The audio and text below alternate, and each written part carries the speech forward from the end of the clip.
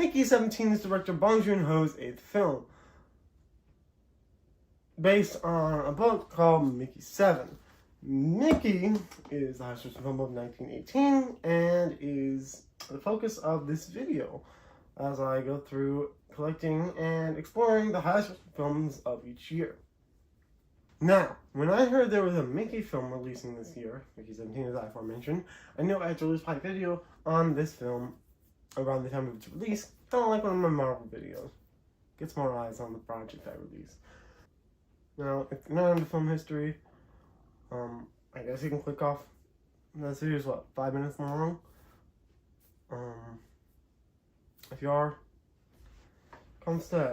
I've got 3 other videos like this. I have Marvel videos as well. Well, I have one, but I have one in the works at the moment. Mickey was produced by the Mabel Normand feature film company with Ms. Mabel Normand as the titular character, making this the 4th film out of 4 that I've covered about films led by women in the series of the highest grossing films of each year, which means maybe it's not the female leads that are ruining, that cause movies to fail. Warner Brothers, Sony, they had Madam Web last year, around this time, when they started this series. Let's get into the plot of the film. We start off at Mickey's home, the Tomboy Mines in California, where Mickey lives with her uncle. One day, she rides her horse into town, her dog chasing her, and she gets caught up with the police because one of the shopkeepers saw a dog in an area where dogs weren't allowed and caused the scene. He caused the destruction that happened at the shop because he saw a dog that was being quite patient, mind you.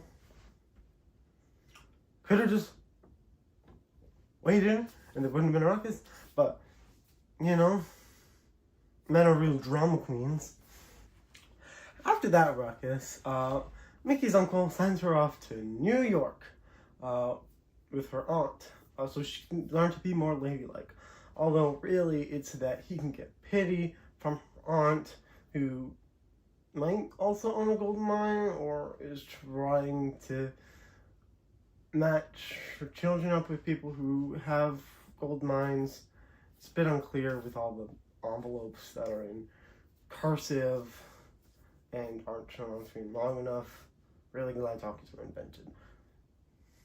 Now, when her aunt learns that the Tomboy mines have been fruitless, she sends Mickey off to do work around the house. But eventually, they go to a party where Mickey ends up getting a crowd around her and a man interested in her.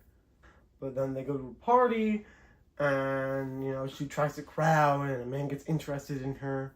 And the aunt decides to send her away because, I mean, she's worthless. But right when she sends her away, she gets a letter from Mickey's uncle.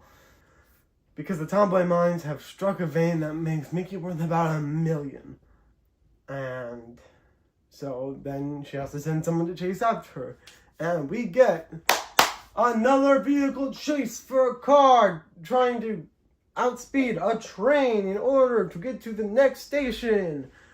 Which, it's crazy that happened. I guess they were both very, very slow. And the thing about trains is that they're more efficient. But or it's just that trains are slow in movies. So, yeah, we get a car chasing a train, like in Intolerance from 1916. And eventually they do get her off of it. A while later, Mickey enters into a rigged horse race to unrig it for the men she loves. And then, but she falls, so she doesn't end up helping with that.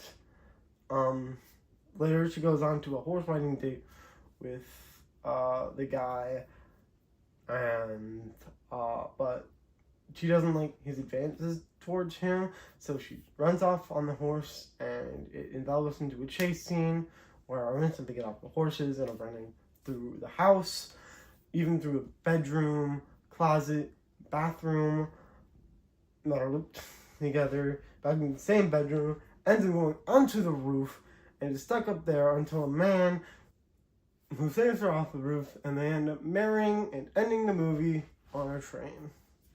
This film was quite an easy breezy watch compared to D.W. Griffith's 2 3-hour epics that I watched a year ago.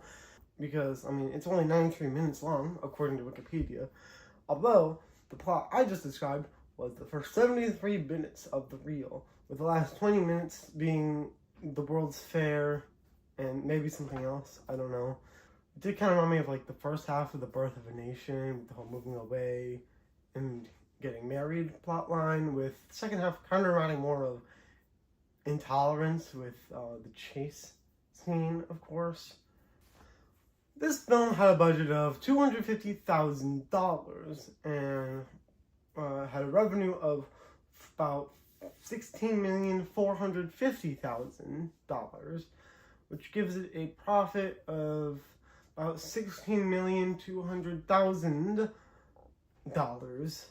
and a profitability score of about 64.8, which is about 480 less than The Birth of a Nation score of 545. A profitability score of about 64.8, which is about 380 less than The Birth of a Nation's 454.54 repeating. Next episode will be about The Miracle Man, a lost film, so I can start working on that immediately, and it could release in June or July. One is going to be a gaming video, and then I don't have to worry about August till August, and it's probably going to be a gaming video. And then September is going to be early release, and then maybe I could do Way Down East, but I gotta hope to get a job so I can start, the other films. A lot of this I'm just saying to remind myself. Eventually I'll talk about Avatar.